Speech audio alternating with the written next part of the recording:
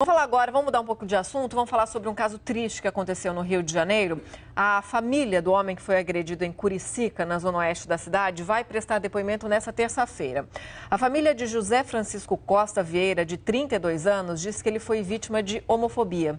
Repórter Bárbara Carvalho acompanha esse caso e conversa agora com a gente ao vivo. Ô Bárbara, o que os parentes do José Francisco falaram também sobre o atendimento que ele recebeu nas unidades de saúde? Como é que ele foi? Foi atendido no posto, depois encaminhado? Como é que foi essa trajetória toda aí até ele conseguir um atendimento no hospital no Rio de Janeiro?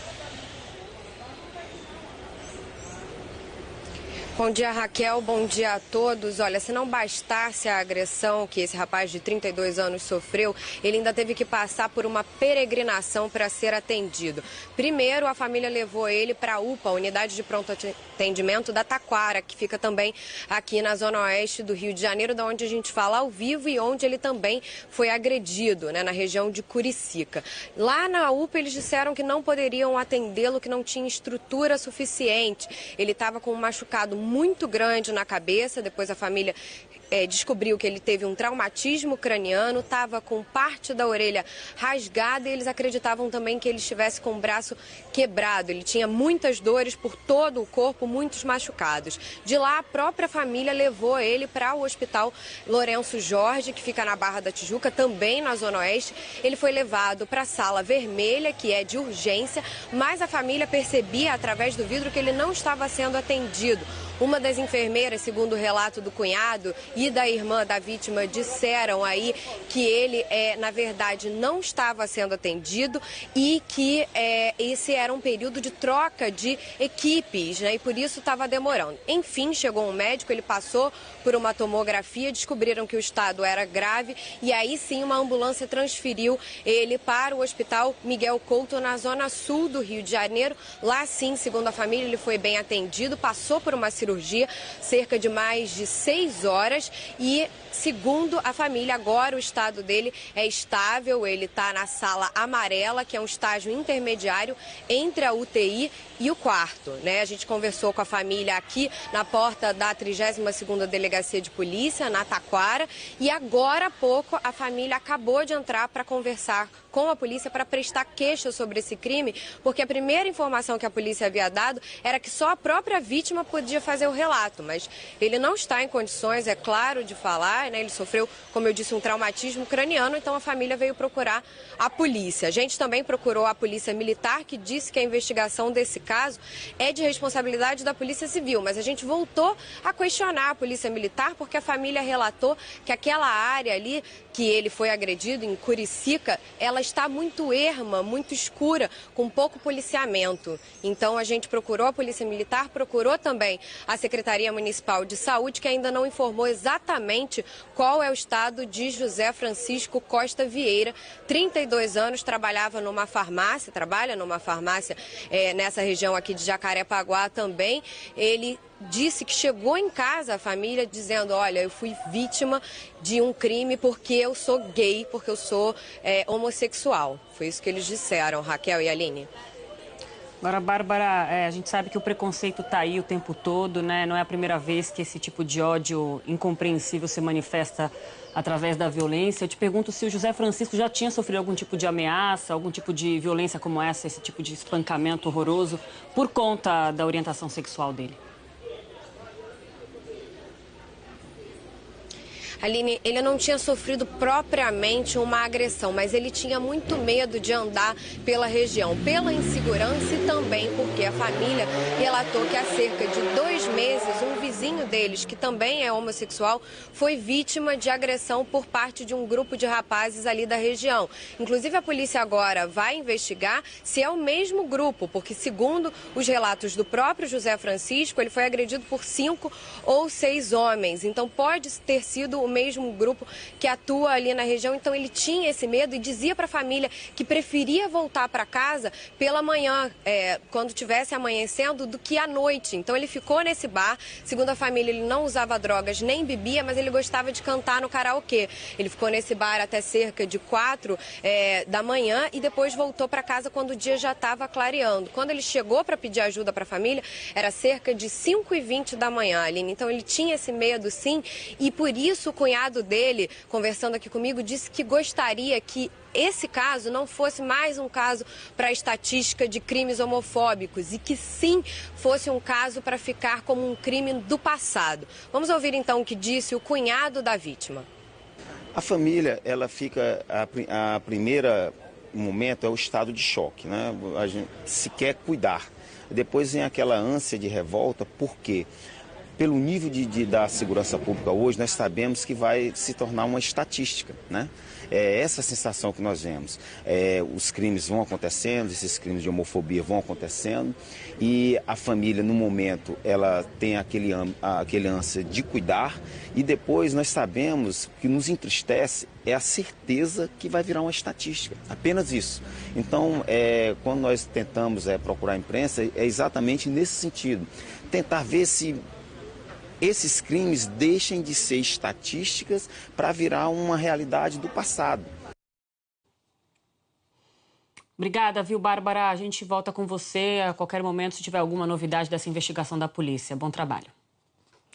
E lembrando que a Globo News é terminantemente contra a homofobia e qualquer tipo de violência. A gente recebe aqui no nosso estúdio o estilista Carlos Tufson. Ele é coordenador especial da diversidade sexual da Prefeitura do Rio de Janeiro. Mais uma vez, Tufson aqui com a gente para falar sobre mais um possível crime em relação à homofobia, né? O curioso e trágico ao mesmo tempo é que em pleno século XXI, a gente não dá para acreditar que crimes assim aconteçam. É um discurso tão grande que se tem hoje em dia na sociedade sobre aceitação, né? Que todo mundo pode ser o que quiser, pode pensar o que quiser, mais ou menos, né? Desde que a sua opinião seja igual à minha. Então, assim, é inacreditável acontecerem crimes de ódio, não está comprovado se foi homofobia, mas essa é o que a família diz. Hoje em dia, né? Crimes desse, né? O rapaz ficou totalmente machucado. Bom dia a todos, a todas, né? É uma triste notícia para toda a sociedade, né? Eu acho que é importante a gente falar aqui, lembrar que existe um crime de ódio pelas características. O crime de ódio ele é caracterizado pela maneira como ele é executado, né? Se eu for atropelado aqui, quando eu sair do estúdio, não será um crime de ódio, apenas porque eu sou um gay atropelado. Se eu reagir a um assalto, isso não é um crime de ódio. Uma pessoa que tem a orelha decepada, a unha arrancada, o braço... Quer dizer, são características, sim, de um crime de ódio. Obviamente, está em análise, né? A gente não pode se pronunciar oficialmente a respeito disso, mas, porém, é importante a gente saber que isso acontece com muita frequência no nosso país. São poucos os casos que vão até para a mídia. A cada 23 horas, um cidadão é assassinado no Brasil por crime de ódio. E tem uma questão muito complexa. Por exemplo, se esse cidadão, no caso, ele é negro, né, e homossexual também, se ele for atacado por racismo, isso é crime hediondo. Se o mesmo cidadão for atacado por homofobia, isso não é crime hediondo. Então a gente cria uma disparidade em relação a um crime de ódio no Brasil, que é o que está acontecendo. Por quê? Por uma ausência de um marco legal contra a LGBTfobia. Eu queria lembrar que travestis e transexuais, o Brasil é o país que mais mata travestis e transexuais no mundo. A gente não pode deixar de lembrar, e eu acho que é muito importante, por exemplo, a campanha que vocês fizeram em junho foi muito fundamental para isso, a mídia, porque nesse momento a gente está numa discussão muito intolerante no Brasil, né? Recentemente teve declarações que um homossexual é fruto de aborto, é fruto de um espírito mal encarnado. É uma questão muito louca que põe realmente em xeque o Estado Democrático de Direito. Então a gente precisa estar atento. Eu acho que eu vi uma coisa na campanha da Hillary Clinton que me chamou bastante atenção. Qual é o país que nós estamos querendo construir? Eu acho que a pergunta que cabe aqui é qual é o país que nós estamos querendo construir? Se é um país com ódio, se é um país com intolerância, ou se é um país que respeita a todos. Ninguém precisa aceitar, mas respeitar é fundamental. Até porque tem muitas pessoas hoje... A banalidade dos crimes de ódio contra a LGBT são tão grandes que cidadãos heterossexuais estão sendo vítimas de crimes LGBTfóbicos. E isso é uma coisa que nós não podemos deixar de nos manifestar. Eu queria lembrar em relação à reportagem que foi dito aqui, todo cidadão, não apenas a vítima, pode e deve denunciar. E isso é fundamental, sabe? A Coordenadoria Especial da Diversidade Sexual está lá para dar total assistência à vítima. A minha equipe está nesse momento a caminho do Miguel Couto para dar assistência à família. Eu queria me solidarizar com a família, que nesse momento é o que mais nos cabe, né, prestar assistência à família nesse momento de dor e ao cidadão por ausência total de cidadania. Então, assim, eu acho que esse é o que é o mais fundamental. Carlos, você, Aline, falando aqui de São Paulo, seja muito bem-vinda à edição das 10.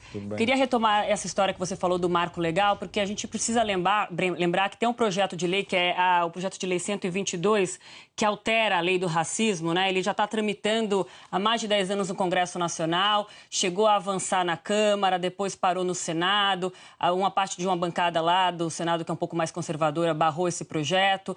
Queria saber como é que vocês se movimentam, como é que o movimento, de um modo geral, se organiza para estar presente nesse processo que acontece no Senado e no Congresso Nacional. Essa ideia de criminalizar a homofobia não é nova, a discussão foi retomada esse ano. Queria saber como é que vocês estão acompanhando isso, porque eu acho que seria aí talvez um caminho, um passo importante para trazer isso para uma discussão mais real, de realmente enquadrar essas pessoas num crime, como acontece com o racismo, que mesmo sendo lei também há uma série de dificuldades para realmente fazer essa lei valer, né?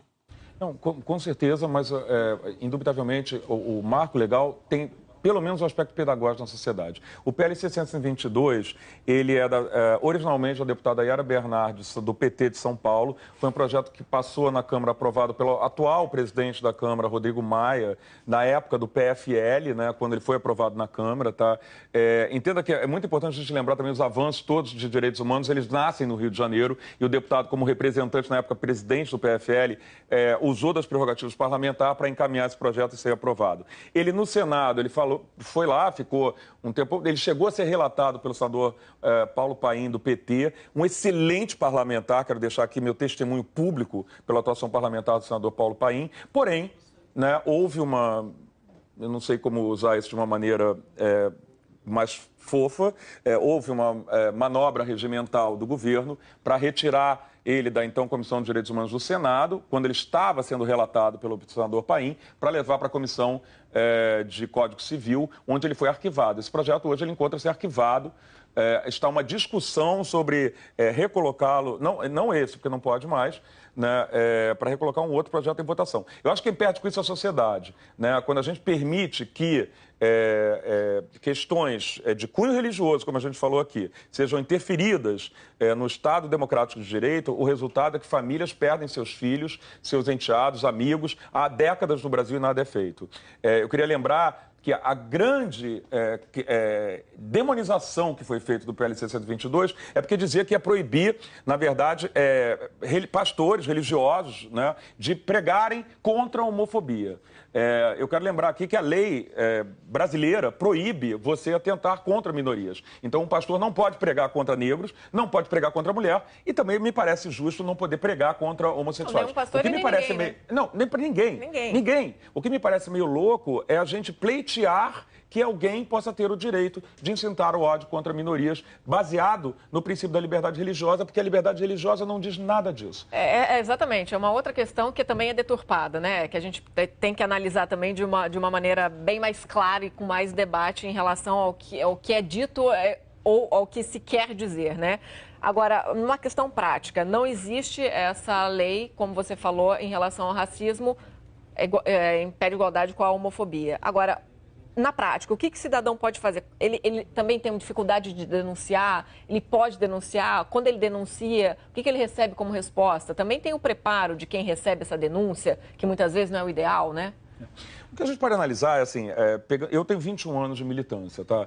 Hoje, governos estaduais e municipais já têm estruturas no poder público que atendem, no caso, a minoria LGBT, como a negros, a jovens, a mulheres, entendeu? Então, por exemplo, nesse caso, não é crime hediondo, porém, ali existe claro violação do Código Penal. Então, por exemplo, entre em contato, por favor, eu peço à família que entre em contato com 2976-9138, a Coordenadoria Especial da Diversidade Sexual. Primeiro, você vai ter um atendimento com o nosso assessor jurídico, que vai te passar todos os seus direitos, seja na esfera municipal, estadual, federal, como também no Código Civil, que é muito importante. Nós temos no Rio de Janeiro a Defensoria Pública do Estado, o Núcleo da Diversidade Sexual. Se você não tem como pagar o seu advogado, você pode ser encaminhado para ter direito gratuito de defesa, como isso é de qualquer cidadão. Mas é importante que a gente faça alguma coisa, porque, na verdade, esse cidadão homofóbico, se ele não for impedido, ele vai continuar praticando crime e deixando outras famílias. Essa tragédia que essa família família hoje está vivendo, com a qual eu me solidarizo, outra família amanhã vai passar e depois de amanhã vai passar, até que a gente impeça. E isso cabe a toda a sociedade. É importante nós lembrarmos, se um de nós não tem direitos civis, nenhum de nós tem direitos civis. Quando o direito civil desse rapaz é violado dessa maneira, o meu direito civil também é violado. Né? Ninguém precisa ser gay para lutar contra a LGBTfobia. Eu luto contra o racismo e não sou negro. Então é importante nós entendermos que essa é uma questão da sociedade como um todo. Porque como são manipuladas, instrumentalizadas, né, essa questão das minorias hoje em dia. Por exemplo, a gente escuta, né, essa questão da educação. Até hoje nós não começamos a educar as pessoas para aceitar a diversidade. Aí fica sempre o discurso assim, não, se eu na escola aprender a respeitar o coleguinha que é gay, o meu filho vai virar gay. Não, não vai. Né? A gente aprendeu a respeitar os índios, as mulheres, eu não virei mulher, não virei índio. Né? Então a gente precisa parar com essa instrumentalização, porque o resultado tem sido nefasto. Hoje, em rede aberta, o que nós temos de incitação ao ódio é uma coisa absurda. Né? Agora, Carlos, eu queria retomar aquela história que a gente comentou sobre a legislação. A gente tem esse vácuo ainda profundo na legislação federal, mas a gente tem algumas iniciativas em âmbito estadual. Aqui em São Paulo, por exemplo, muita gente nem sabe, mas a gente tem uma lei de 2001 que criminaliza comportamentos homofóbicos. Queria te perguntar sobre a experiência estadual de outros estados, como São Paulo. A gente tem estados que estão mais à frente do que outros. Como é que é aí no Rio de Janeiro, por exemplo? Existem estados que estão mais na frente do que outros? Como é que é isso? Olha, a Câmara Municipal do Rio de Janeiro, em 1996, aprovou a Lei 2475, está pioneira nesse tipo de punição à discriminação por orientação sexual ou identidade de gênero. A mesma lei estadual que você está se referindo, quer dizer, em seguida do Rio de Janeiro foi Juiz de Fora, depois foi São Paulo, quer dizer, essa lei nasceu no Rio de Janeiro, da Câmara Municipal, da Comissão de Direitos Humanos da Câmara dos Vereadores no Rio. Isso é um orgulho muito grande, que foi um fruto do trabalho da militância, que nós estávamos lá, né, para fazer essa lei ser aprovada. Hoje, o Rio de Janeiro tem a lei municipal e tem a lei estadual, mas o poder público só pode se manifestar quando ele é provocado. Eu não posso me manifestar se eu vejo uma notícia no Facebook ou se eu escuto pela Globo News uma notícia. Eu preciso que a pessoa vá lá, preste queixa e aí sim, eu tenho uma assinatura, eu tenho uma autorização do cidadão para agir em seu nome, para acompanhar o seu caso. Então, isso é fundamental que nós saibamos que isso é um direito adquirido pela luta de muitas pessoas e que esse direito não pode ficar em aberto. Sabe por quê? Porque as consequências disso é o aumento há 8 anos dos crimes de ódio. É 8 anos. O ano passado, a gente fez uma campanha que teve 8 milhões de acessos, que a Coordenadoria Especial da Diversidade Sexual fez, e a gente já falava sobre isso. O Brasil é o país que mais mata LGBTs no mundo. A gente já atentou para a importância da denúncia. Então é importante que a gente fale cada vez mais sobre isso e denuncie. Que as leis avancem, que a sociedade avance, né? Que aí estaremos todos iguais. Tufson, muito obrigada mais uma vez, parabéns pelo trabalho e obrigado. Que lá na Coordenadoria Especial da Diversidade Sexual da Prefeitura do Rio, a gente está sempre aberto aqui a novas discussões. E olha, em relação a esse caso, a gente tem uma declaração aqui da Unidade de Pronto Atendimento de Jacarepaguá.